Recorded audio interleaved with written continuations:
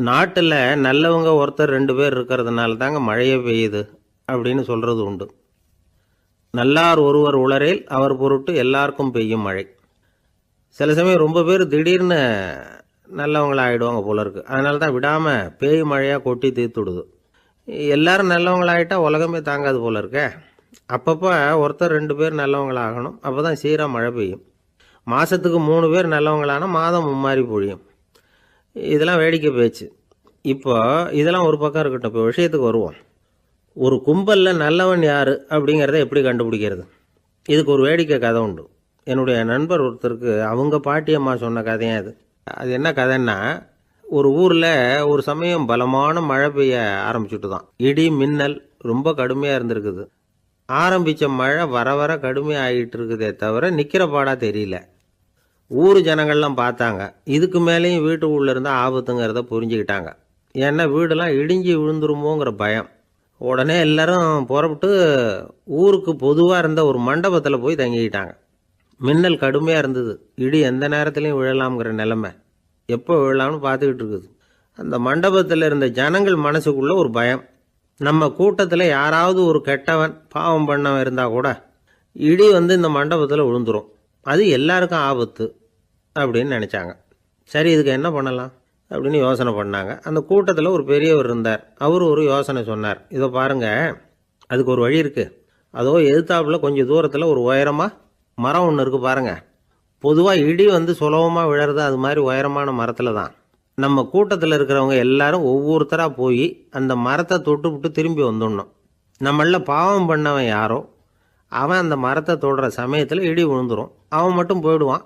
மண்டபத்தில் இருக்கிற நாமெல்லாம் பொழைச்சிக்கலாம் அப்படின்னு ஐடியா கொடுத்தார் அந்த பெரியவர்.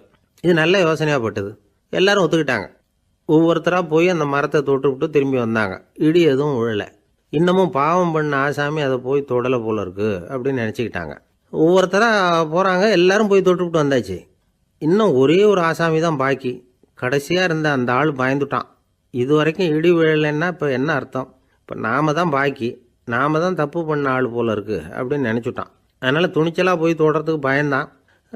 தயங்கிக்கிட்டே இருந்தான். இருந்தாலும் மற்றவங்கள்லாம் சும்மா இருப்பாங்களா? கட்டாயப்படுத்தி கழுத்தை பிடிச்சி தள்ளாத குறையா அவனை தள்ளி விட்டாங்க. போய் தொட்டுட்டு வாடான்னு. அவன் நடுங்கிக்கிட்டே போய் அந்த மரத்தை தொட்டான். அதே வினாடி ஒரு பயங்கரமான மின்னல் இடி விழுந்துட்டுது. எங்கே விழுந்தது தெரியுமா? அந்த ஆள் மேலே இல்லை, மண்டபத்தில் விழுந்தது. மண்டபத்தில் இருந்தவங்க பூரா காலி. அந்த ஒரு ஆள் மட்டும் பொழைச்சிக்கிட்டான். இந்த ஒரு ஆளை காப்பாற்றுறதுக்காக தான் இடி மண்டபத்தில் விழாமல் இருந்திருக்குது. இதுதான் கதை. அதனால் நல்லவங்க எப்படியும் தப்பிச்சுக்குவாங்க அப்படிங்கிறது ஒரு நீதி. ஒருத்தன் அப்படி தான் தெருவில் நடந்து போய்கிட்டு இருந்தான். ரொம்ப நல்லவன். எதிரில் ஒருத்தன் சைக்கிளில் வந்துக்கிட்டு இருந்தான். அதில் மோதி இவன் கீழே விழுந்துட்டான். சைக்கிள்காரன் உடனே இறங்கி இவனை தூக்கி விட்டான்.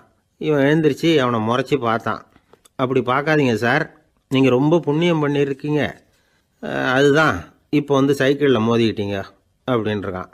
என்ன அப்படி சொல்கிறேன் நான்? இவன் 10 நிமிஷத்துக்கு முன்னாடி நான் லாரி ஓட்டிகிட்டு வந்தேன், அப்போ நீங்கள் எதிரில் வந்திருந்தீங்கன்னா என்ன ஆயிருக்கும் அப்படின்னானா அவன். ஒரு பெரிய தத்துவ சிந்தனையாளர் இருந்தார், சுவாங் ட்சு அப்படின்னு பேர். அவருடைய மனைவி ஒரு நாள் திடீர்னு காலமாயிட்டாங்க.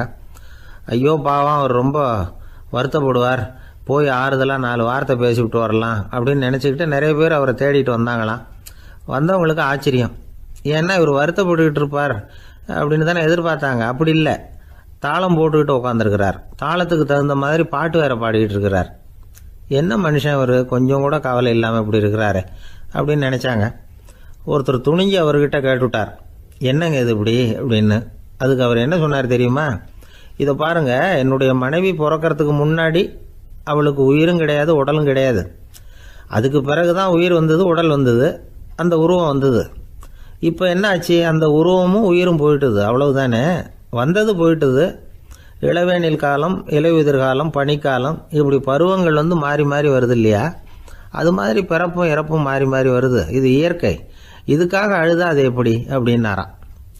ஞான தெளிவு அடைஞ்சவங்களுக்கு எல்லாமே சுகம்தான். திருவள்ளுவரும் அதை தான் சொல்கிறார், உறங்குவது போலும் சாக்காடு, உறங்கி விழிப்பது போலும் பிறப்பு. தூங்கிறதுக்கெல்லாம் நாம் வருத்தப்பட்டுக்கிட்ட இருக்கிறோமா?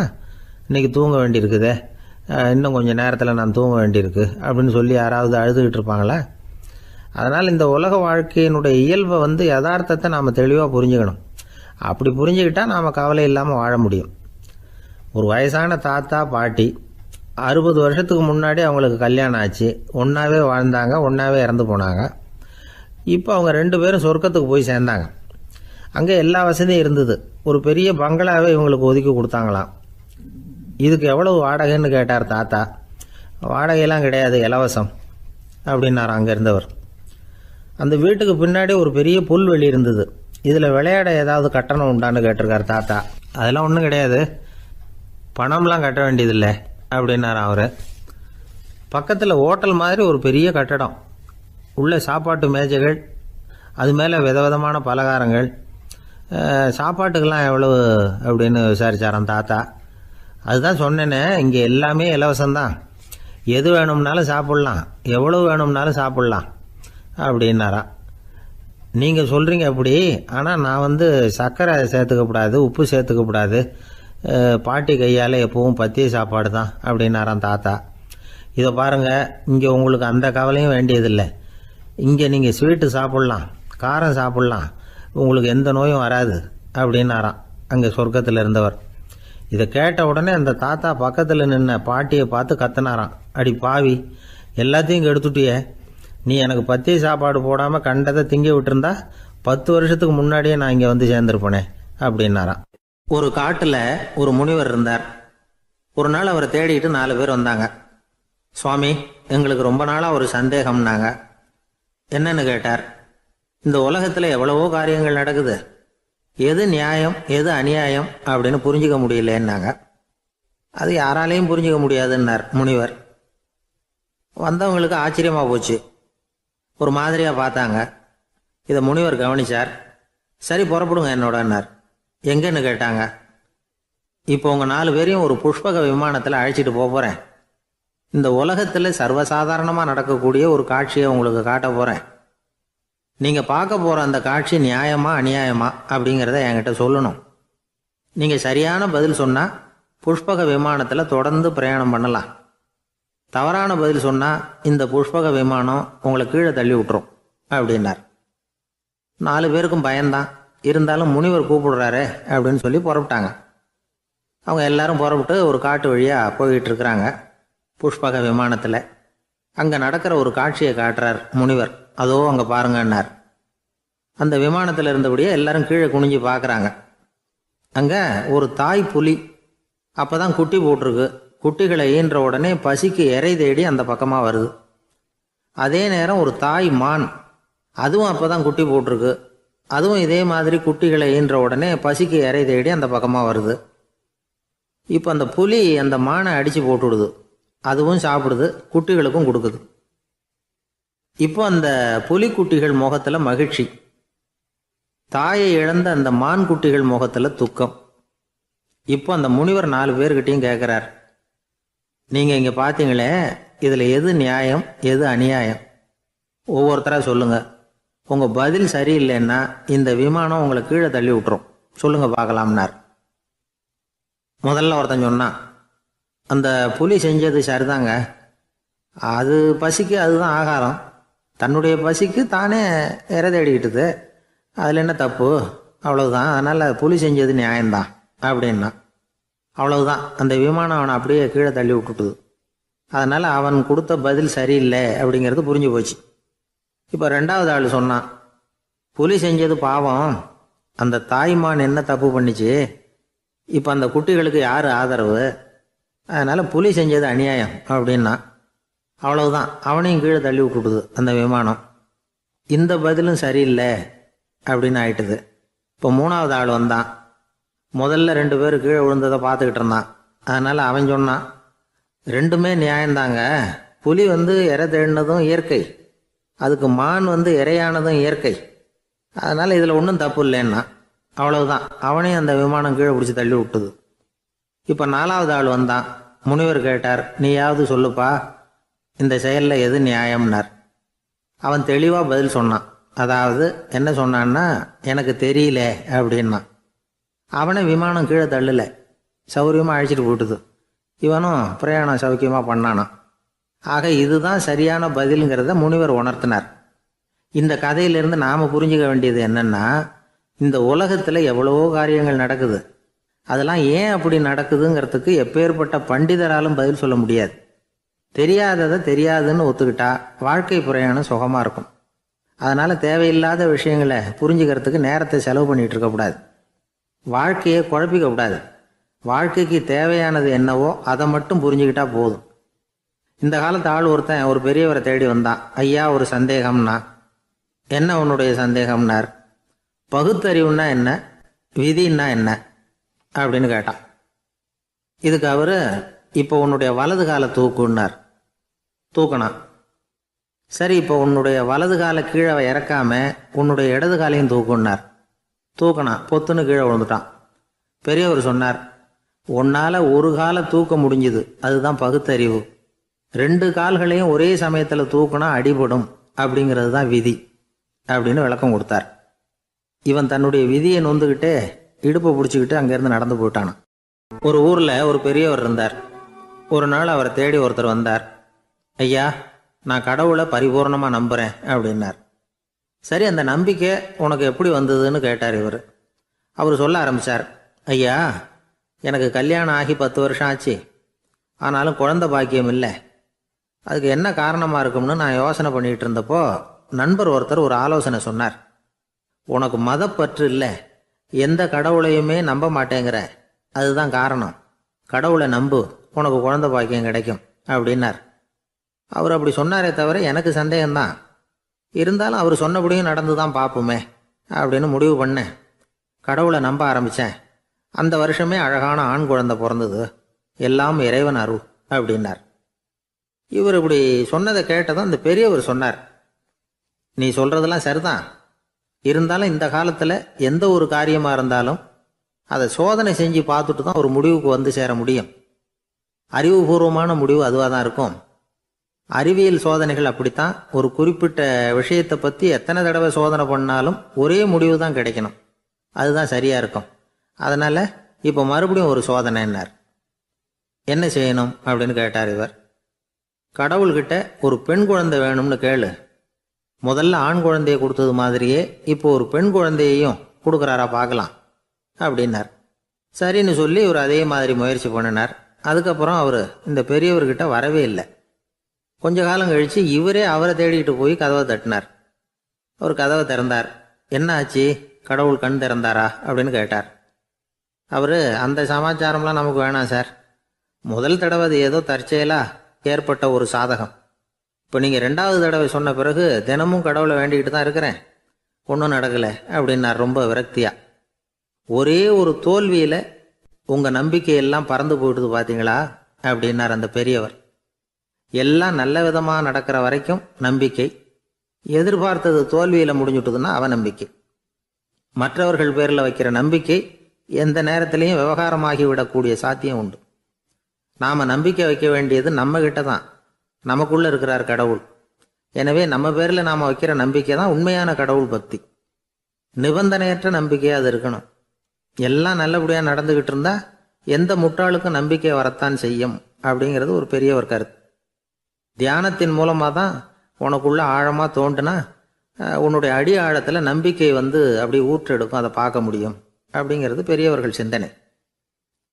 ஒரு குழந்தை அப்பாவை பார்த்து என்னப்பா பண்ணுறேன்னு கேட்டுதான். பிரார்த்தனை பண்ணிகிட்டு இருக்கிறேன்னாராம் அப்பா. பிரார்த்தனை பண்ணுனா என்ன கிடைக்கும் அப்படின்னு கேட்டுதான் குழந்தை. எல்லாம் கிடைக்கும் அப்படின்னாராம் அப்பா. நீ வச்சிருக்கிறிய பேனா அது கூட கிடைக்குமான்னு கேட்டுதான் குழந்தை. கிடைக்குமேன்னு இருக்கார். அப்படின்னா அந்த பேனாவை என்கிட்ட கொடுத்துரு, நீ பிரார்த்தனை பண்ணி வேற பேனா வாங்கிக்கோ அப்படின்னு தான் அந்த குழந்தை. ஒரு வயசான பாட்டியும் தாத்தாவும் ஒரு பூங்காவில் உட்காந்து பேசிக்கிட்டு இருக்கிறாங்க. அவங்களுக்கு கல்யாணம் ஆகி 53 வருஷம் ஆச்சு. பிள்ளைங்கள்லாம் படித்து பெரிய பெரிய வேலையில் இருக்கிறாங்க. பேரன் பேத்திகளும் நல்ல நிலைமையில் இருக்கிறாங்க. இந்த தாத்தாவும் பாட்டியும் சிரித்து பேசிக்கிட்டு இருந்ததை ஒரு பெரியவர் பார்த்தார். அவருக்கு ஆச்சரியமாக இருந்தது. இந்த வயசுலேயும் இவ்வளவு அந்யோன்யமாக இவங்க பேசிக்கிட்டு இருக்கிறாங்களே அப்படின்னு நினச்சார். சரி, நேரிலேயே கேட்டுருவோமே அப்படின்னு நினச்சிக்கிட்டு கிட்ட போனார். உங்கள் மன வாழ்க்கையின் வெற்றிக்கான ரகசியம் என்ன அப்படின்னு கேட்டார். இதை கேட்டதும் அந்த தாத்தா சிரிச்சுக்கிட்டே பாட்டியை பார்த்தாராம். அதுக்கப்புறம் சொன்னாராம், நான் இந்த அம்மாவை கல்யாணம் பண்ணிக்கிட்டதுக்கும் எங்களுடைய இல்வாழ்க்கை இவ்வளவு நாளாக பலம் குறையாமல் மகிழ்ச்சியாக இருக்கிறதுக்கும் காரணம் ஒன்று தான். அது என்ன காரணம்னா, எங்களுக்கு இடையில பொதுவாக நிறைய குறைகள் உண்டு, அதுதான் காரணம் அப்படின்னாராம். அவர் சொல்றது சரிதான் அப்படிங்கிறது மாதிரி அந்த பாட்டியும் அவரை நிமிர்ந்து பார்த்தாங்களாம். இந்த பெரியவர் மறுபடியும் அந்த பாட்டியை பார்த்து அதே கேள்வியை கேட்டிருக்கார். உங்களுடைய நீண்டகால மன வாழ்க்கைக்கு கிடைச்ச வெற்றி எதனாலேன்னு சொல்ல முடியுமா அப்படின்னு கேட்டாராம். அவங்களும் சிரிச்சுக்கிட்டே பதில் சொன்னாங்களாம். என்ன பதில் தெரியுமா? சில பேரை நாம குறிப்பிட்ட பண்புகளுக்காக நேசிக்கிறோம், வேற சிலரை நாம் அந்த பண்புகள் இல்லாத குறைகளுக்காகவே விரும்பி பழகிறோம் இல்லையா அப்படின்னு கேட்டுவிட்டு தலையை குனிஞ்சுக்கிட்டாங்களாம் அந்த பாட்டியம்மா. அவங்க அப்படி சொன்னதை கேட்டதும் இவருக்கு புதுசா ஞானம் பிறந்தது மாதிரி இருந்துதான். இதுதான் மனம் நிறைந்த மன வாழ்க்கை அப்படிங்கிறார் சுவாமி சின்மயானந்தர். பண்புகளை எப்படி நேசிக்க முடியுதோ அதே மாதிரி பண்புகள் இல்லாத குறைகளையும் நேசிக்க முடியும். மனசுதான் காரணம். ஒரு மேல்நாட்டு தம்பதி, அவங்களும் தாத்தா பாட்டி தான். அவங்க 2 பேரும் ஒரு பூங்காவில் உட்காந்து சிரிச்சு பேசிக்கிட்டு இருக்கிறாங்க. அதை ஒருத்தர் பார்த்தார். அவருக்கு ஆச்சரியம், இவ்வளவு காலம் ஆகி இந்த வயசுலையும் இப்படி அன்பா பேசிக்கிட்டு இருக்கிறாங்களே அப்படிங்கிற ஆச்சரியம். கிட்ட நெருங்கி போனாரு. கேட்டார், ஏன் தாத்தா உங்களுக்கு கல்யாணம் ஆகி எவ்வளோ வருஷம் ஆச்சுன்னார். 55 வருஷம் ஆச்சுன்னாராம் அவரு.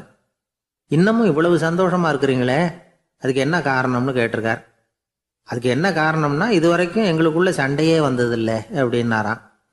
அது எப்படி முடியும்னு கேட்டிருக்கார் இவர் ஆச்சரியமா.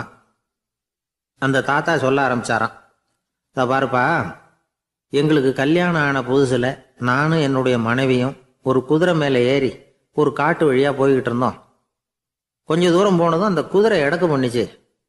நான் உடனே கீழே இறங்கி அந்த குதிரையை பார்த்து, இது உனக்கு முதல் தடவை அப்படின்னு மிரட்டலாக சொல்லிவிட்டு ஏறி உக்காந்தேன். மறுபடியும் போனோம். கொஞ்சம் தூரம் குதிரை நல்லபடியாக நடந்து போச்சு. மறுபடியும் எடக்கு பண்ண ஆரம்பிச்சுட்டுது. நான் கீழே இறங்கினேன். கையில் இருந்த சாட்டையால் ஓங்கி ஒரு அடி கொடுத்தேன். இது உனக்கு 2வது தடவை அப்படின்னு சொல்லிவிட்டு ஏறி உக்காந்தேன். மறுபடியும் குதிரை கொஞ்சம் தூரம் நல்ல விதமாக நடந்து போச்சு. அப்புறமும் எடக்கு பண்ண ஆரம்பிச்சுட்டுது. அந்த சமயத்தில் ஒரு ஆற்று பாலத்தை கடந்து போய்கிட்டு இருக்கிறோம். நான் கீழே இறங்கினேன்.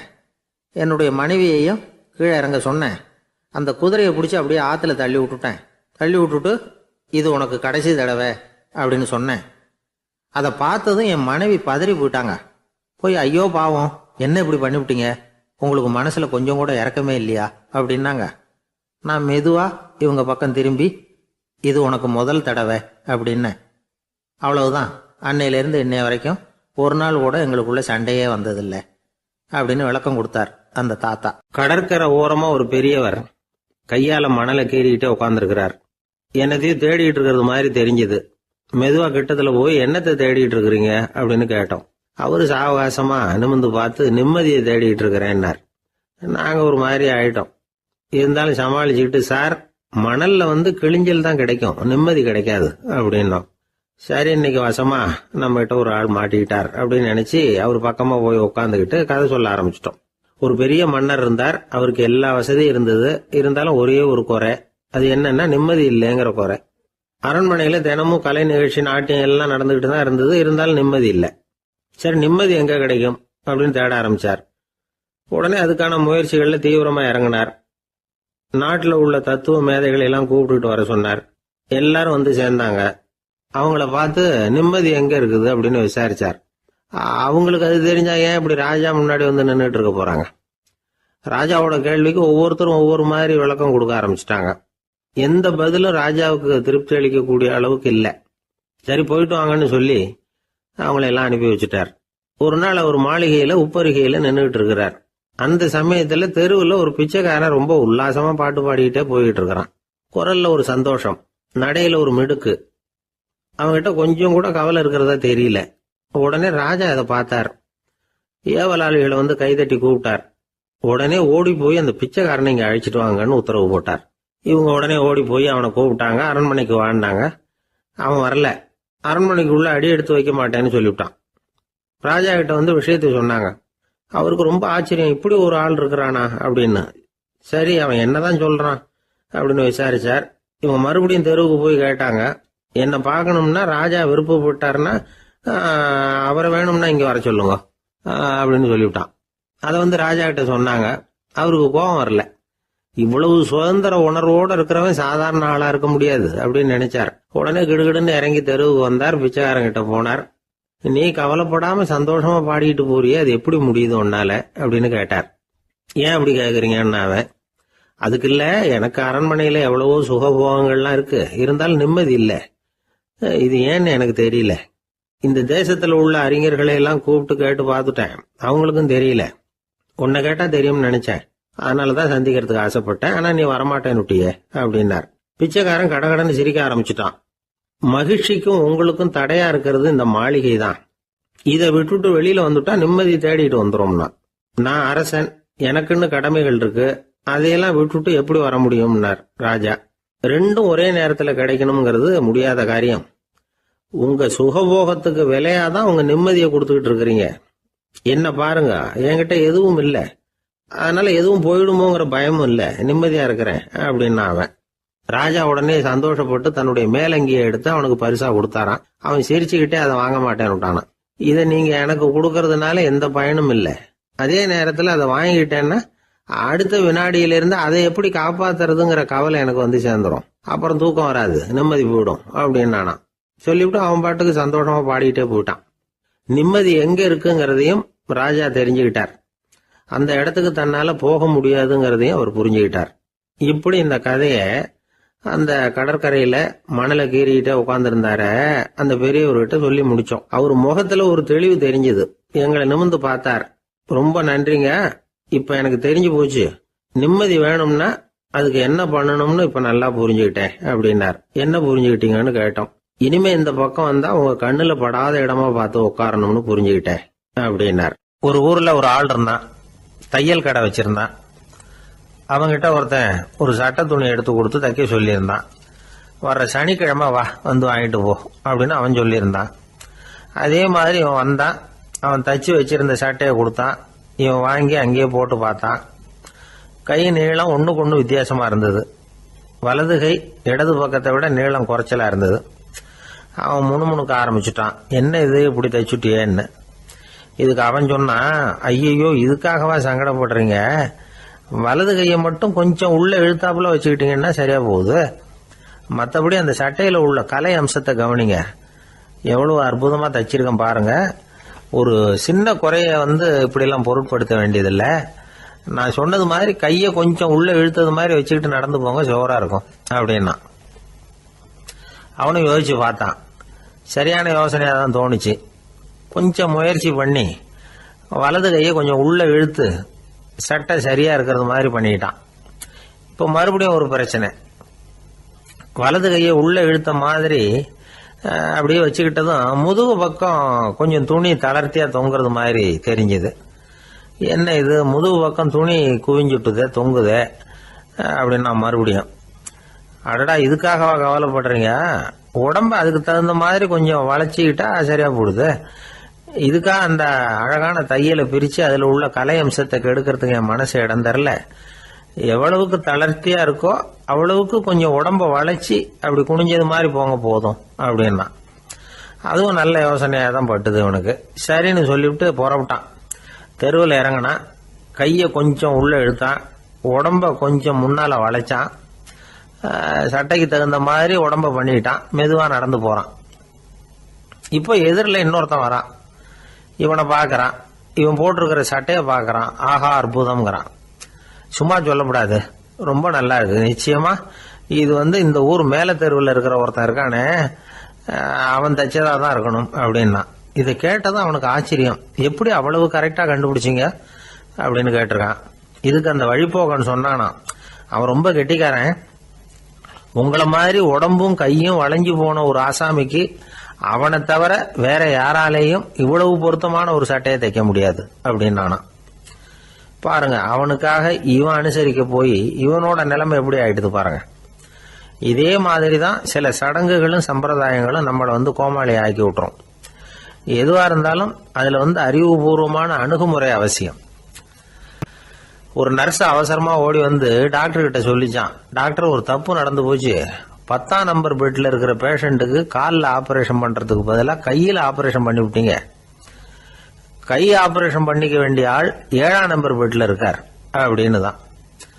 அதுக்கு இவர் பதட்டப்படாம சொன்னாராம், பரவாயில்ல, இவரை தூக்கி 7ஆம் நம்பர் பெட்ல போட்டுரு அப்படின்னாராம்.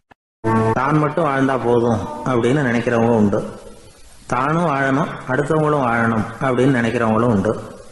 முதல்ல சொன்ன வகையை சேர்ந்த மனிதர்கள் எப்படி தெரியுமா? எப்படியாவது தான் மட்டும் வாழ்ந்தால் போதுங்கிற நினைப்பு தான் எப்பவும் அவங்களுக்கு இருக்கும். தங்களுடைய வளர்ச்சிக்கு எது தடையா இருந்தாலும் சரி, யார் தடையா இருந்தாலும் சரி, அதை அழிச்சுட்டு தான் மறுவேலை பார்ப்பாங்க. அவங்கெல்லாம் பாவ காரியங்களுக்கு தயங்குறதே இல்லை. அப்படிப்பட்ட வாழ்க்கை அவங்களுக்கே இடைஞ்சல அமைஞ்சு விடுறது உண்டு. அதை விளக்கறதுக்கு ஒரு கதையும் உண்டு. ஒரு ஊர்ல அப்படிப்பட்ட ஆள் ஒருத்தன் இருந்திருக்கான். நிறைய பாவங்களை செஞ்சவன். அதன் காரணமா நரகப்படுகொழியில விழுந்துட்டான். நரகப்படுகொழிங்கிறது ஒரு பெரிய கிணறு மாதிரி. ஏற்கனவே பாவம் செஞ்சவங்க நிறைய பேர் அதில் விழுந்து கிடக்குறாங்க. உள்ள ஏகப்பட்ட சத்தம், எல்லாம் அந்த பாவாத்மாக்கள் போடுற சத்தம். இப்போ விழுந்தானே, இவனும் சத்தம் போட்டான்.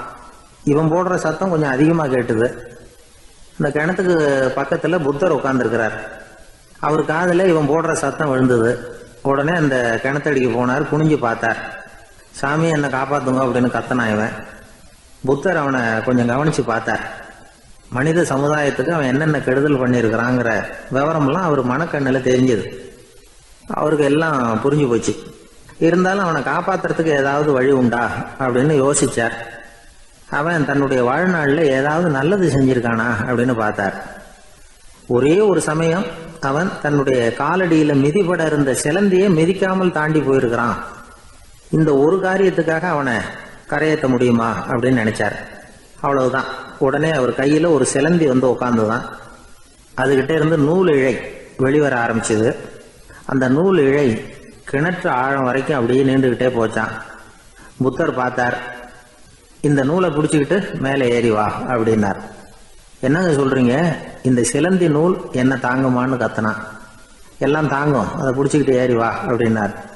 சந்தேகத்தோடவே அவன் அந்த நூல் இழைய பிடிச்சி இழுத்து பார்த்தா ரொம்ப வலுவா இருந்தது. அவனுக்கு ஆச்சரியம். அதை பிடிச்சிக்கிட்டே மெதுவாக மேலே ஏறி வர ஆரம்பிச்சிட்டான். பாதி தூரம் ஏறி வந்திருப்பான். அப்போ அவன் காலுக்கு கீழே ஏதோ சத்தம். என்னன்னு குனிஞ்சு பார்க்கறான்.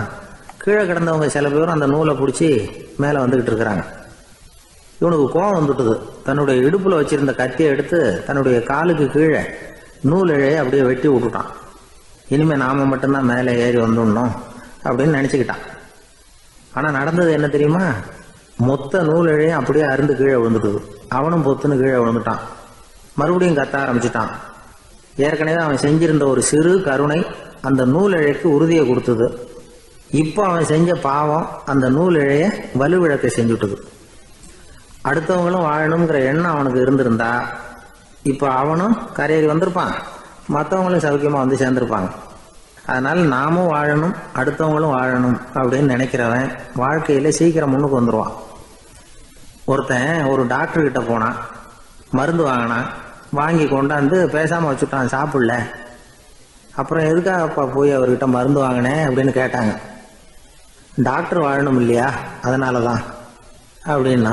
அவர் கொடுத்த மருந்தை நீ ஏன் சாப்பிடல அப்புறம் அப்படின்னு கேட்டாங்க. நான் வாழணும் இல்லையா, அதுக்காக தான் அப்படின்னா. ஒரு ஊர்ல ஒரு ஆள் இருந்தான். அவன் ஒரு நாள் கோயிலுக்கு போனான். கடவுள்கிட்ட வேண்டிக்கிட்டான், எனக்கு ஒரு 1,00,000 ரூபா நீ கொடுத்தா நான் உன் சன்னதியில் ஒரு தேங்காய் உடைக்கிறேன் அப்படின்னு வேண்டிக்கிட்டான். கடவுள் பார்த்தார். உடனே அவன் கண் முன்னாடி தோன்றினார். இந்தா நீ கேட்ட 1,00,000 ரூபாய் அப்படின்னு சொல்லி அவன் கையில் பணத்தை கொடுத்துட்டு மறைஞ்சிட்டார். இவனால் நம்பவே முடியல. இவ்வளவு சுலபமாக கிடைக்கும்னு தெரிஞ்சிருந்தா அனாவசியமாக ஒரு தேங்காய் உடைக்கிறேன்னு வேண்டியிருக்க வேண்டியது இல்லையே அப்படின்னு நினச்சான். இருந்தாலும் வேண்டுதலை நிறைவேற்ற வேண்டியது கடமை. அதுக்காக என்ன பண்ணான், பக்கத்தில் ஒரு கடைக்கு போனான். ஒரு தேங்காயை கையில் எடுத்தான். இது என்ன விலைன்னு கேட்டான். 5 ரூபான்னார் கடையில் இருந்தவர். அதிகமாக இருக்குதே விலைன்னா. அப்படின்னா ஒன்று செய்யுங்க, அடுத்த ஊருக்கு போங்க, அங்கே தென்னந்தோப்பு அதிகம், அதனால் அங்கே இதை விட குறைஞ்ச விலைக்கு கிடைக்கும் அப்படின்னார். சரின்னு அடுத்த ஊருக்கு கிளம்புனான். அங்கே போய் விசாரித்தான். ஒரு தேங்காய் 3 ரூபாய் விலைன்னாங்க. இதுவும் அதிகமாக தெரியுதேன்னா. அப்படின்னா ஒன்று செய்ய, அதோ அந்த ஆற்று ஓரமாக ஒரு தென்னை மரம் இருக்கு பார், அதில் நீயே ஏறி பறிச்சுக்கோ, ஒரு தேங்காய்க்கு 1 ரூபா கொடுத்தா போதும் அப்படின்னார் அந்த தோப்புக்கு சொந்தக்காரரு. இவனுக்கு மரம் ஏற தெரியாது. இருந்தாலும் ஆசை யாரை விட்டுது, விலை சல்லிசாக இருக்குதே. ஆற்று ஓரம் போனால் தட்டு தடுமாறி அந்த மரத்தில் ஏறினா அந்த தென்னை மரம் வளைஞ்சி ஆற்று பக்கம் போய் அப்புறம் நிமிர்ந்து இருந்தது. அதாவது மரத்தின் உச்சி சரியாக ஆற்றுக்கு நடுவில் இருந்தது. ஆற்றுல வெள்ளம் கரைபுரண்டு ஓடிக்கிட்டு இருக்கு. இவன் கடவுள் கொடுத்த 1,00,000 ரூபாயை மடியில் வச்சு இறுக்கி கட்டிக்கிட்டான். உச்சிக்கு போய் காய் பறிக்கிற சமயத்தில் காற்று மழையும் பலமாக கலந்து அடிக்க ஆரம்பிச்சுட்டுது. கால் வழுக்கி விட்டுட்டுது. இவன் சடார்னு ஒரு தென்னை மட்டையை பிடிச்சிக்கிட்டு தொங்க ஆரம்பிச்சிட்டான். கீழே பயங்கரமான வெள்ளம். மடியில் 1,00,000 ரூபா பணம். என்ன செய்கிறதுன்னு தவிக்கிறான். இந்த சமயம் கரையில் ஒரு யானை பாகன் யானையை குளிப்பாட்டிக்கிட்டு இருக்கிறான். அது அவன் கண்ணில் பட்டுது. ஐயா ஒரு உதவின்னு கத்துனான். அவன் என்ன செய்யணும்னு கேட்டான். உன் யானையை மெதுவாக இங்கே அழைச்சிட்டு வா, எனக்கு நேராக கீழே நிறுத்து, என் காலை பிடிச்சி மெதுவாக கீழே இறக்கி விட்ரு, என் மடியில் இருக்கிற பணத்தில் உனக்கு 10,000 ரூபா தரேன் அப்படின்னா. அவன் பார்த்தான். காலை கையை பிடிச்சா கூட எவனும் இந்த காலத்தில் 10 ரூபாய்க்கு மேலே தரமாட்டேங்கிறான். இவன் காலை பிடிச்சா 10,000 தர்றேங்கிறான் அப்படின்னு யோசனை பண்ணான். உடனே யானையை கொண்டுட்டு போனான். அவனுக்கு நேராக கீழே நிறுத்தினான். அவன் காலை பிடிச்சான். அவ்வளவுதான். அந்த நேரம் பார்த்து யானை மெதுவாக நடந்து அப்பால் போட்டுது. இப்போ யானை பாகன் அவன் காலை கெட்டியாக பிடிச்சிக்கிட்டு தூங்குறான். பரிதாபமாக மேலே பார்க்குறான். அவன் மட்டையை பிடிச்சிக்கிட்டு தூங்குறான். இப்போ யானை பாகன் சொல்கிறான், தம்பி மட்டையை விட்டுறாத, கெட்டியாக பிடிச்சிக்கோ, நான் உனக்கு 10,000 ரூபா தரேன், இதோ மடியில் தான் வச்சுருக்கேன்னா. மேலே தொங்குறவனுக்கு இந்த நிலைமையிலேயும் ஒரு சந்தோஷம், மேற்கொண்டு ஒரு 10,000 ரூபா நமக்கு கிடைக்கும் போல இருக்கே அப்படின்னு. இந்த சமயத்தில் ஒருத்தன் ஒட்டகத்தை ஓட்டிகிட்டு வந்தான் அந்த பக்கமாக குளிப்பாட்டுறதுக்கு. யானை பாகம் பார்த்துட்டான். ஐயா ஒட்டகக்காரரே, அதை இங்கே கொண்டுட்டு வா, எங்கள் காலை பிடிச்சி பத்திரமா இறக்கி விடு, நாங்கள் பணம் கொடுக்குறோம்னா. அவனும் பணத்துக்கு ஆசைப்பட்டு வந்தான். அவன் காலை பிடிக்கிற சமயம் ஒட்டகமும் நழுவி போட்டுது. இப்போ 3 பேருமே வரிசையாக தொங்குறாங்க. ஒட்டகக்காரன் கத்துறான், தம்பி மட்டையை விட்டுறாத, கெட்டியாக பிடிச்சிக்கோ, நான் என் மடியில் இருக்கிற 5,000 உனக்கு தந்துடுறேன்னா. மேலே தொங்குறவனுக்கு இன்னமும் சந்தோஷம், இவனும் பணம் தர்றேங்கிறான் அப்படின்னா இன்றைக்கி நமக்கு மொத்த பண வரவு எவ்வளவு அப்படின்னு ஒவ்வொன்றா கூட்டி பார்க்க ஆரம்பித்தான். மனக்கணக்கு சரியாக வரல. அதனால் அப்படியே விரலை விட்டு எண்ண ஆரம்பித்தான். அவ்வளவுதான். மட்டையை விட்டுட்டு கை நழுவி வந்துட்டுது. 3 பேரும் பொத்துன்னு ஆற்றுல விழுந்தாங்க. படாத பாடுபட்டு தட்டு தடுமாறி கரைக்கு வந்து சேர்ந்தாங்க. 3 பேர் மடியில் இருந்த பணமும் ஆற்றோட போட்டுது. பேராசை பெருநஷ்டம் அப்படின்னு ஒரு பழமொழி இருக்குல்ல, அதை விளக்கறதுக்காக சொல்லப்பட்ட கதை இது. இந்த காலத்தில் ஒருத்தர் ஒரு நீச்சல் குளத்தில் நீச்சல் அடிச்சுக்கிட்டு இருக்கிறார். காவலுக்கு இருந்தவர் அதை கவனிச்சுட்டார். கரையிலேருந்து சத்தம் போட்டாராம், இதோ பாருங்க, இங்கே ராத்திரி 8 மணிக்கு மேலே நீச்சல் அடிக்கிறது சட்டப்படி குற்றம், அதுக்கு அனுமதி கிடையாது, தெரியாதா உங்களுக்கு அப்படின்னாராம். இதுக்கு அவர், ஐயையோ நான் நீச்சல் அடிக்க வந்தவன் இல்லைங்க, சும்மா சுற்றி பார்க்க வந்தவன், தடுமாறி குளத்தில் விழுந்துட்டேன், நீச்சல் தெரியாது, அதனால் தத்தளிச்சுக்கிட்டு இருக்கிறேன் அப்படின்னு கத்துனாராம். கரையில் இருந்தவர் பார்த்தார். ஓ அப்படின்னா சரி, அதுக்கு ஒன்றும் தடை இல்லை அப்படின்னு சொல்லிவிட்டு அவர் பாட்டுக்கு நடந்து போயிட்டாராம். அசோக மன்னர் வந்துகிட்டு இருக்கார். அவருடைய ஆலோசகர்கள் எல்லாம் பக்கத்தில் வந்துகிட்டு இருக்கிறாங்க. அந்த சமயத்தில் எதிரில் ஒரு புத்த பிக்ஷு வர்றார். அசோகர் பார்க்கிறார். ஓடி போய் அவர் காலில் விழுந்து வணங்குறார். அசோக மன்னரின் தலை அந்த புத்த துறவியின் பாதத்தில் பட்டுக்கிட்டு இருக்கு. பக்கத்தில் நின்றுகிட்டு இருந்த அமைச்சருக்கு இது ரொம்ப சங்கடமா போச்சு. ரொம்ப வருத்தப்பட்டார். நம்ம அசோக சக்கரவர்த்தி எப்பேற்பட்டவர், அவரோட தலை ஒரு சன்னியாசியின் பாதத்தில் படுறதா அப்படின்னு நினைச்சு ரொம்ப கவலைப்பட்டார். அரண்மனைக்கு திரும்பினதும் அமைச்சர் மெதுவாக ஆரம்பிச்சார். அரசே, எனக்கு ரொம்ப வருத்தமா இருக்குது அப்படின்னார். எதுக்குன்னார் மன்னர். அசோக சக்கரவர்த்தியின் தலை, அதாவது அந்த சிரம், ரொம்ப மதிப்புமிக்க ஒன்று, அது ஒரு சன்னியாசியின் காலில் படலாமா அப்படின்னார். அசோகர் பதில் சொல்லல, சிரிச்சார், போயிட்டார்.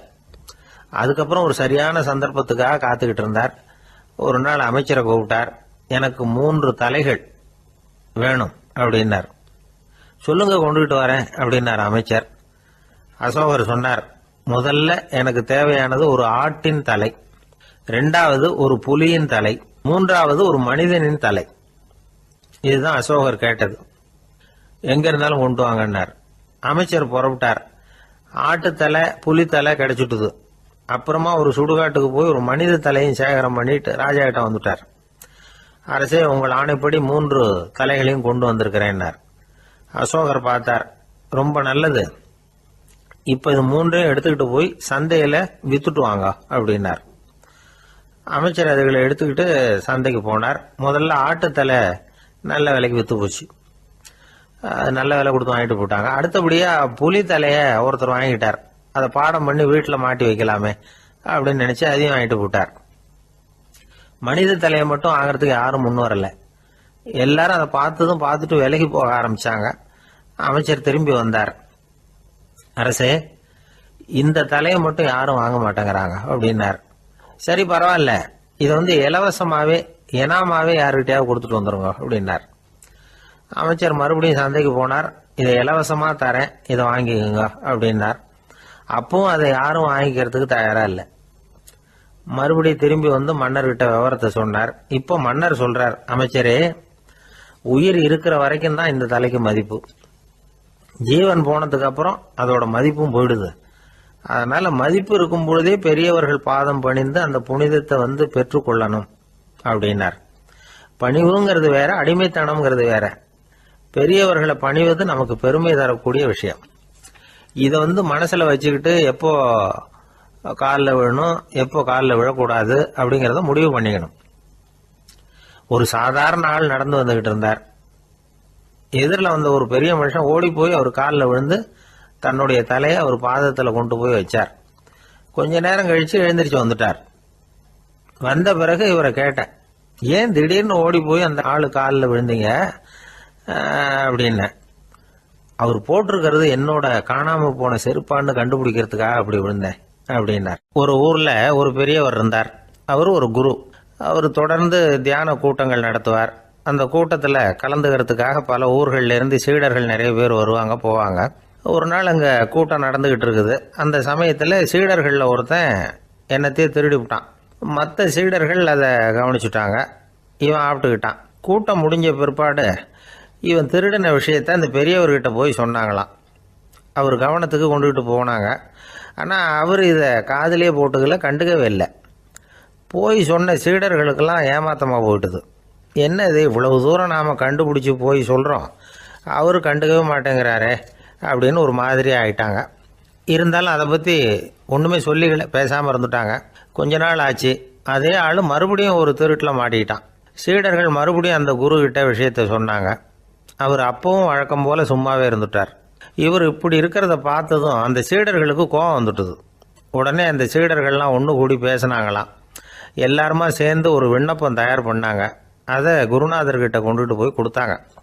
அந்த விண்ணப்பத்தில் இவங்க என்ன எழுதியிருக்கிறாங்க தெரியுமா? குருநாதர் அவர்களே, உடனே திருடனவன் மீது சட்ட நடவடிக்கை எடுக்கணும். நீங்கள் அப்படி அவனை இங்கே சேர்க்கக்கூடாது.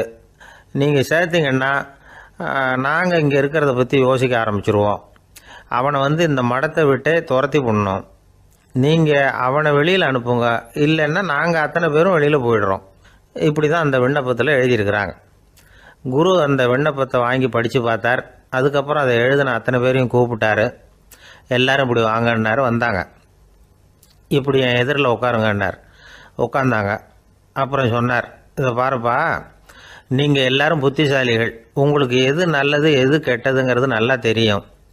நீங்கள் மேற்கொண்டு ஏதாவது படிக்கணும்னு நினச்சா வேறு எங்கே வேணும்னாலும் போகலாம். அதுக்கு நான் தடை சொல்ல மாட்டேன். ஆனால் உங்களால் குற்றம் சாட்டப்பட்ட அவன் இருக்கானே, அவன் எப்படின்னா அவனுக்கு எது நல்லது எது கெட்டதுங்கிறதெல்லாம் தெரியாது. அதனால தான் திருடுறான். நீங்கள் சொல்கிறது மாதிரி அவனை அடித்து துரத்தி விடுறோம்னு வச்சுக்கோங்க, அவனுக்கு எப்படி நல்லது கெட்டது தெரியும்? அவனுக்கு அதை யார் சொல்லி கொடுக்கறது? அதனால் இங்கேயே இருக்கட்டும், அதுதான் சரி. இதுக்காக நீங்கள் எல்லாரும் என்னை விட்டுட்டு போனாலும் சரி, அவனை நான் விரட்ட மாட்டேன் அப்படின்னு விட்டாரான். இவ்வளவையும் திருடனை அந்த சீடன் கேட்டுக்கிட்டே இருந்திருக்கான். அவன் கண்களில் கண்ணீர். அப்படியே எழுந்திரிச்சு வந்தான். குரு காலில் விழுந்தான். அவன் கண்ணீரில் அவனது தீமை கழுவப்பட்டது அப்படிம்பாங்க. அதாவது சீடர்களுக்கு அந்த குருவோட பெருமை அப்போ தான் புரிஞ்சுதான். ஒரு நல்ல ஆசிரியர் இருக்காருன்னு வச்சுக்கோங்க, நல்லா படிக்கிற பையனுக்கு தான் பாடம் சொல்லி கொடுப்பேன்னா அது என்ன பெரிய விஷயமா? மோசமாக படிக்கிறவனையும் மாற்றி காட்டுறேங்கிறது தான் பெருமை. இந்த காலத்து குரு ஒருத்தர் ஒரு ஆசிரமம் வச்சு நடத்திட்டு வந்தார். நிறைய பேர் தினம் வருவாங்க போவாங்க. ஒரு நாள் ஒருத்தன் வந்தான். அந்த குரு முன்னாடி போய் நின்னான். ஐயா, என்ன உங்கள் சீடனாக ஏற்றுக்கணும்னா. அந்த குரு நிமிர்ந்து பார்த்தார். உன்னுடைய நோக்கம் என்னன்னு கேட்டார். ஐயா, உங்ககிட்ட கொஞ்ச நாள் இருந்தேன்னா நல்ல பழக்க வழக்கங்களை கற்றுக்கலாம். அதுக்கப்புறம் வெளியில் போய் ஒரு நல்ல தொழில் தொடங்கி வாழ்க்கையில் முன்னுக்கு வரணுங்கிறது தான் என்னோட நோக்கம் அப்படின்னா. நீ சொல்கிறது சரி, ஆனால் உன்னால் இங்கே நல்ல பழக்க வழக்கங்களை கற்றுக்க முடியலேன்னு வச்சுக்கோ, அப்போ என்ன பண்ணுவேன் அப்படின்னு கேட்டார் அவர். அப்படி ஆச்சுன்னா என்ன, உங்களை மாதிரியே ஒரு ஆசிரமம் ஆரம்பித்து அதுக்கு குருவாக இருந்துட்டு போகிறேன் அப்படின்னு நானும். ஒருத்தன் வேகமாக ஓடி வந்தான். ஏப்பா அப்படி தலை தெறிக்க ஓடி வர்றேன்னு கேட்டேன். பின்னாடி துரத்திக்கிட்டு வருது சார் அப்படின்னா. ஏதாவது நாய் துரத்திக்கிட்டு வருது போல இருக்கு அப்படின்னு நினச்சி அவனுக்கு பின்னாடி பார்க்குறேன். கண்ணுக்கு எட்டின தூரம் வரைக்கும் எதுவுமே தெரியல. ஏன்பா எதுவும் ஒன்றை துரத்துறது மாதிரி தெரியலையே என்ன, நல்லா பாருங்கள் சார் அப்படின்னா. பார்த்துட்டு தான் சொல்கிறேன் என்ன. இதோ பாருங்கள் சார், இதுதான் என்னை துரத்துது அப்படின்னு அவன் காட்டுறான். அவன் சுட்டி காட்டின இடத்துல பார்த்தா அங்கே அவனுடைய நிழல் தான் தெரியுது. என்னப்பா சொல்கிற அப்படின்னு சொல்லி அவனை சந்தேகமாக பார்த்தேன். அதுக்கப்புறம் தான் அவன் விவரமாக பேசினான். சார், எனக்கு என் நிழலை கண்டா பிடிக்கிறதில்ல. எப்போ பார்த்தாலும் இது என்னையே பின்தொடர்ந்து வந்துக்கிட்டு இருக்குது. இதை என்னால் சகிக்கவே முடியல. இதை என்கிட்டேருந்து பிரிக்கிறதுக்கு எவ்வளவோ முயற்சிகள்லாம் பண்ணி பார்த்துட்டேன், முடியலன்னா. அப்படி என்னென்ன முயற்சிகள் பண்ணினேன் அப்படின்னு கேட்டேன். அவன் என்னென்ன செஞ்சாங்கிறத விவரமாக சொன்னான். அவன் என்ன பண்ணியிருக்கிறான், ஒரு பெரிய குழியை தோண்டி அதில் தன்னுடைய நிழலை புதைச்சிருவோம் அப்படின்னு முடிவு பண்ணிட்டு மண்வெட்டி எடுத்துக்கிட்டு தோட்டத்து பக்கம் போயிருக்கான். ஆழமாக ஒரு குழியை தோண்டியிருக்கான். குனிஞ்சு பார்க்குறான். அந்த குழிக்குள்ளே தன்னுடைய நிழல் தெரியுது. ஆஹா, இதுதான் சமயம், நிழல் இப்போ குழிக்குள்ளே இருக்குது, மண்ணை போட்டு மூடி விடலாம் அப்படின்னு நினச்சிக்கிட்டு கொஞ்சம் மண்ணை அள்ளி போட்டான். பார்த்தா இப்போ அந்த நிழல் அந்த மண்ணுக்கு மேலே வந்து நிற்கிது. இது ஏதுடா வம்பா போச்சு அப்படின்னு அவசரமாக மண்ணை வாரி போட்டு மூடி பார்க்குறான். குழி பூராவும் மூடி விட்டு பார்க்குறான். மறுபடியும் நிழல் மேலே வந்து உட்காந்துக்கிட்டு இருக்குது. சரி, இதை குழியில் புதைக்க முடியாது அப்படின்னு முடிவு பண்ணிட்டு இதை இங்கேயே இப்படியே விட்டுட்டு ஒரே ஓட்டமாக ஓடி போடுவோம் அப்படின்னு நினச்சி எடுத்தான் ஓட்டம். அது காலை நேரம். இவன் மேற்க நோக்கி ஓடிக்கிட்டு இருக்கிறான். ஓடி ஓடி பார்க்குறான், நிழல் இவனை விட வேகமாக இவனுக்கு முன்னாடி ஓடிக்கிட்டு இருக்கு. சரி, திரும்பி ஓடி பார்ப்போம் அப்படின்னு நினச்சிக்கிட்டு அப்படியே சடார்னு திரும்பி ஓட ஆரம்பித்தான். பார்த்தான், அப்பாடா நிழலை காணலை. கொஞ்சம் தூரம் ஓடி ஒரு இடத்துல நின்று அப்படியே சாவகாசமாக திரும்பி பார்க்குறான். பின்னாடி நின்றுக்கிட்டு இருக்குது நிழல். இப்படி ஓடி வந்து தான் இங்கே நம்ம முன்னாடி நின்று தன்னுடைய அவஸ்தையை சொல்லிகிட்டு இருக்கிறான். இந்த நிழலை துரத்துறது அல்லது வெட்டி விடுறது, இதுக்கு ஏதாவது வழி இருக்கா சொல்லுங்கள் சார் அப்படிங்கிறான். நமக்கு ஒன்றும் புரியல. அந்த நேரம் பார்த்து ஒரு பெரியவர் வந்தார். அவர்கிட்ட யோசனை கேட்டோம், என்ன செய்யலாம்னு. அவர் சொன்னார், இந்த பாருப்பா, நீ அங்கேயும் எங்கேயும் ஓடாத, அப்படியே கீழே படுத்துக்கொண்டார். அது நல்ல உச்சி வேலை. அவன் அப்படியே கீழே படுத்துக்கிட்டான். இப்போ அப்படி இப்படின்னு திரும்பி பார்க்குறான், நிழலை காணலை. அவன் இப்போ தான் நிம்மதியாக இருந்தான். இப்போ அந்த பெரியவர் சொன்னார், எல்லா மனிதர்களுமே இப்படி தான் ஓடிக்கிட்டு இருக்கிறாங்க. நான் எனது அப்படிங்கிற ஆணவம் தான் அவங்கள துரத்திக்கிட்டு இருக்கு. அதை விட்டுட்டு ஓடணும்னு நினச்சாலும் அது முன்னாடி வந்து நிற்கிது. பரம்பொருளை நோக்கி ஓடுறப்போ இந்த ஆணவம் பின்னாடி வந்து விடுது. பரிபூர்ண சரணாகதிங்கிற நிலையில் அது முழுசுமாக மறைஞ்சு விடுது. தன்னை உணர்கிற வேலை அது. அந்த நேரம் மனிதனுக்கு விடுதலை உணர்வு ஏற்படுகிற நேரம் அது. அப்படிப்பட்ட சுதந்திர மனிதர்களாக எல்லாரும் மாறி போயிட்டாங்கன்னா இந்த உலகமே இன்பமயம் அப்படின்னு ஒரு விளக்கம் கொடுத்தார் பெரியவர். நம்மால் ஒருத்தர் வேகமாக ஓடி வந்துக்கிட்டு இருந்தான். ஏன்டா அப்படி ஓடி வர்ற அப்படின்னு கேட்டார் எதிரில் வந்தவர். ஆசை துரத்துது, அதுதான் ஓடி வர்றேன்னா. உனக்கு என்ன ஆசைன்னு கேட்டார். எனக்கு ஒன்றும் ஆசை இல்லைங்க, என்னை எப்படியாவது பிடிச்சுடணும்னு போலீஸ்காரங்களுக்கு ஆசை. அந்த ஆசை இப்போ என்னை துரத்தி பின்னாடி வந்துக்கிட்டு இருக்குது. அதுதான் தப்பிச்சு வந்துக்கிட்டு இருக்கிறேன். குறுக்க நிற்காதீங்க சார், வழியை விடுங்க அப்படின்னு சொல்லிவிட்டு வேகமாக ஓடி மறைஞ்சான். ஜப்பானில் உள்ள ஒரு புத்த விகாரை. அங்கே ஒரு வயசான பௌத்த குரு தங்கியிருக்கிறார். ஒரு நாள் ராத்திரி கடுமையான குளிர். அவரால் தாங்க முடியல. பார்த்தார், மரத்தில் செஞ்ச புத்த சிற்பங்கள் அங்கே நிறைய இருந்தது. அதில் ஒன்றை எடுத்து அதுக்கு தீ மூட்டி அந்த நெருப்பில் குளிர் காஞ்சிக்கிட்டு இருக்கிறார். மர சிற்பம் தீ வச்சதும் படபடன்னு வெடிக்க ஆரம்பிச்சுட்டுது. அந்த சத்தத்தை கேட்டதும் அந்த புத்த விகாரையின் குருக்கள் வெளியில் ஓடி வந்தார். இவர் ஆனந்தமாக குளிர் காஞ்சிக்கிட்டு இருக்கிறார். அவரால் பொறுத்துக்க முடியல. தெருவில் தெரிஞ்சுக்கிட்டு இருந்த அந்த பெரியவரை இங்கே தங்க அனுமதித்ததே அவர் தான். இவர் இப்படி பண்ணுறாருன்னு நினச்சிக்கிட்டே அவரை கோபமாக பார்த்தார். ஏன் இப்படி கோபமாக பார்க்குறீங்க, இப்படி வந்து உட்காருங்க அப்படிங்கிறாரு இவர். அவருக்கு இன்னமும் கோபம் வந்துட்டுது. எங்கள் கடவுளை எரிச்சுட்டீங்களே அப்படின்னு சத்தம் போட்டாராம். அப்படியா அப்படின்னு கேட்டுக்கிட்டே அந்த சாம்பலை கிளறினார் இவர். என்ன செய்கிறீங்கன்னு கேட்டிருக்காரு அவர். நான் எலும்புகளை தேடுறேன்னாராம். நீங்கள் ஒரு பைத்தியம், இது ஒரு மர சிற்பம், இதில் எலும்புகள் கிடையாது அப்படின்னாராம். அவருக்கு கோபம் வந்துட்டுது. உடனே வெளியில் போங்கன்னு கத்தியிருக்கார். வெளியில் தள்ளி கதவையும் சாத்தி விட்டாராம். மறுநாள் காலையில் கதவை திறந்து பார்த்தா அந்த வயசான பெரியவர் ஒரு மைல்கல் மேலே சில காட்டு பூக்களை வச்சு புத்தம் சரணம் கச்சாமின்னு சொல்லிக்கிட்டே இருக்கிறார். இவருக்கு சந்தேகமாக போட்டுது. கிட்ட போனார். என்ன செஞ்சுக்கிட்டு இருக்கீங்கன்னு கேட்டார். இது என்னுடைய காலை நேர பிரார்த்தனைனாராம். நிஜமாகவே நீங்கள் ஒரு பைத்தியமாக தான் இருக்கணும், ஏன்னா அது ஒரு மைல்கல் அப்படின்னாராம். இப்போ அந்த பெரியவர் சொன்னாராம், நீங்கள் ஒரு மரத்தை புத்தராக நினைக்கும் பொழுது நான் ஏன் ஒரு மைல்கல்ல புத்தராக நினைக்கக்கூடாது? நான் புத்தரை எரிக்கலாம், ஏன்னா அவரை நான் நேசிக்கிறேன். அந்த சிற்பம் மரத்தால் ஆனதுங்கிறது எனக்கு தெரியும். நான் ஒரு மைல்கல்லை தொழலாம், ஏன்னா அது எனது பூக்களை தாங்குது. நான் இந்த மைல்கல்லுக்குள்ளே மறைஞ்சிருக்கிற புத்தரை பார்க்குறேன். யாராவது ஒரு சிற்பி இதை சிலையாக்கினாதான் நீங்கள் புத்தரை பார்க்க முடியும். அன்னைக்கு ரொம்ப குளிராக இருந்தது. நான் எனக்குள்ளே இருக்கிற புத்தரையும் பாதுகாக்கணும். உள்ளே இருக்கிற புத்தரை காப்பாற்றுறதுக்காக வெளியில் உள்ள புத்தரை எரிக்கலாம், அதில் ஒன்றும் தப்பு இல்லை. அது அவருடைய போதனையிலேயே இருக்குது. உனக்குள் ஜோதியாக இரு அப்படிங்கிறது அவருடைய போதனை. என்னுடைய புத்தர் குளிரில் நடுங்கிட்டு இருந்தார். அந்த மர சிற்பங்கள் வெயில் மழையில் உணர்ச்சி இல்லாமல் இருந்தது, அதனால் அப்படி பண்ணினேன். ஆனால் நீங்கள் என்ன பண்ணீங்க?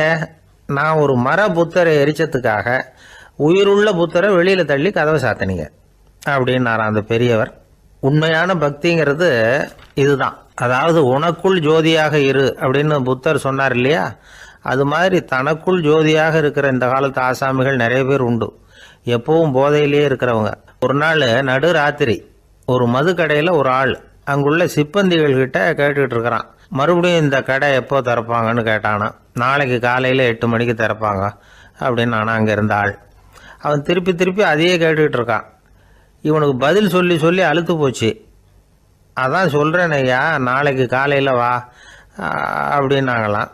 அதுக்கு இவன், நான் வர்றதுக்காக கேட்கலையா, நேற்றுக்கு வந்தவன் உள்ளேயே மாட்டிக்கிட்டேன், வெளியில் போகிறதுக்காக கேட்டேன் அப்படின்னு நானும். ஒரு ஏரி ஓரமாக 2 பசங்க நடந்து போய்கிட்டு இருக்கிறாங்க. அதில் ஒருத்தன் பணக்கார வீட்டு பையன், இன்னொருத்தன் ஏழை. இவங்க 2 பேரும் போய்கிட்டு இருக்கிறாங்க. வழியில் ஒரு இடத்துல ஒரு ஜோடி செருப்பு இவங்க கண்ணில் படுது. ஒரு விவசாயி அந்த செருப்பை அங்கே விட்டுட்டு பக்கத்தில் இருந்த ஏரியில் கை காலை கழுவிட்டு இருக்கிறார். உடனே அந்த பணக்கார பையனுக்கு ஒரு ஐடியா. அவன் சொன்னானா, டேய், இப்போ ஒரு வேடிக்கை செய்யலாம். அந்த செருப்பு 2ஐயும் தூக்கி எட்டத்தில் வீசி எரிஞ்சிருவோம். அந்த ஆள் பார்த்துட்டு செருப்பை தேடி அல்லாடுவான், அங்கேயும் இங்கேயும் ஓடுவான், திருன்னு முழிப்பான். அதை பார்த்து நாம் ரசிக்கலாம், நல்ல தமாஷா இருக்கும் அப்படின்னு இருக்கான். இப்படி சொல்லிவிட்டு அந்த செருப்புகளை தூக்கத்துக்கு போனானா. கொஞ்சம் பொறு அப்படின்னானா அந்த ஏழை பையன். ஏன்னு கேட்டிருக்கான் அவன். இப்போ அந்த ஏழை பையன் சொன்னானா, நீ சொல்கிறது ஒன்றும் வேடிக்கை கிடையாது. உன்னோட செருப்பு தொலைஞ்சா உன் அப்பா உடனே உனக்கு வேறு செருப்பு வாங்கி கொடுத்துருவார். ஆனால் அந்த ஆளுக்கு இந்த செருப்பு தொலைஞ்சதுன்னா வேறு புதுசாக வாங்கிறதுக்கு வாயையும் வயத்தையும் கட்டி பணத்தை சேர்க்க வேண்டியிருக்கும். அதனால் நான் ஒரு வேடிக்கை சொல்கிறேன், அது மாதிரி செய், அது இன்னமும் தமாஷா இருக்கும் அப்படின்னானா. எப்படி அது சொல்லுன்றிருக்கான் அவன். செருப்பு 2ம் அது இருக்கிற இடத்துலையே இருக்கட்டும். உன் சட்டை பையிலிருந்து ஒரே ஒரு ரூபா நாணயத்தை எடு. அதை அந்த செருப்பு மேலே அதோட குதிகால் பகுதியில் வச்சுட்டு நாம் 2 பேரும் அந்த மரத்துக்கு பின்னாடி ஓடி போய் மறைஞ்சு நின்றுக்குவோம். அப்புறம் பாரு வேடிக்கையே அப்படின்னா. அதே மாதிரி ரூபா காசு செருப்பு மேலே வச்சுட்டு இவங்க 2 பேரும் மறைஞ்சு நின்றுக்கிட்டாங்க. கொஞ்ச நேரத்தில் அந்த விவசாயி வந்தார். காலில் உள்ள மண்ணை தட்டிவிட்டு செருப்பை மாட்டுறதுக்காக போனார். அங்கேருந்து காசு கண்ணில் போட்டுவிட்டுது. அவருக்கு ஆச்சரியமாக போச்சு. அதை கையில் எடுத்து பார்க்குறார். 4 பக்கமும் திரும்பி திரும்பி பார்க்குறார், யார் இதை வச்சுருப்பான்னு. கடைசியில் ஆகாயத்தை பார்க்குறார். ஆண்டவா, இது உன்னோட கருணை தான். நீ தான் யாரோ புண்ணியவான் மனசில் தர்மம் பண்ணுற எண்ணத்தை உண்டாக்கி இருக்கிற. அந்த புண்ணியவான் நல்லா இருக்கணும் அப்படின்னு வாழ்த்தி அந்த காசை கண்ணில் ஊற்றிக்கிட்டாராம். மறைஞ்சிருந்து பார்த்துக்கிட்டு இருந்த ஏழை பையன் இப்படி சொன்னான், பாத்தியா, உன்னை புண்ணியவான்னு வாழ்த்திக்கிட்டு போகிறார் அந்த ஆள். அவருக்கும் சந்தோஷம், அதை பார்த்து நமக்கும் சந்தோஷம். உனக்கு ரூபாங்கிறது ஒரு பெரிய விஷயம் இல்லை, ஆனால் அதனால் நமக்கு கிடைச்சிருக்கிற மகிழ்ச்சி ரொம்ப உயர்வானது அப்படின்னு நானும். வேடிக்கையும் கிண்டலும் இது மாதிரி அடுத்தவங்களுக்கு இடைஞ்சலாக இல்லாமல் இருக்கணும் அப்படிங்கிறார் கலைவாணர். ஆனால் பாருங்கள், அவருக்கே இடைஞ்சலாக வர்ற விஷயங்களை கூட அவர் வேடிக்கையாக தான் எடுத்துக்கிட்டாராம்.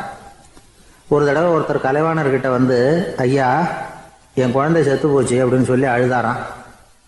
உடனே இவர் அவருக்கு 100 ரூபா பணத்தை கொடுத்து, இந்தாங்க அடக்கம் செய்யுங்க அப்படின்னு சொல்லி அனுப்பி வச்சாராம்.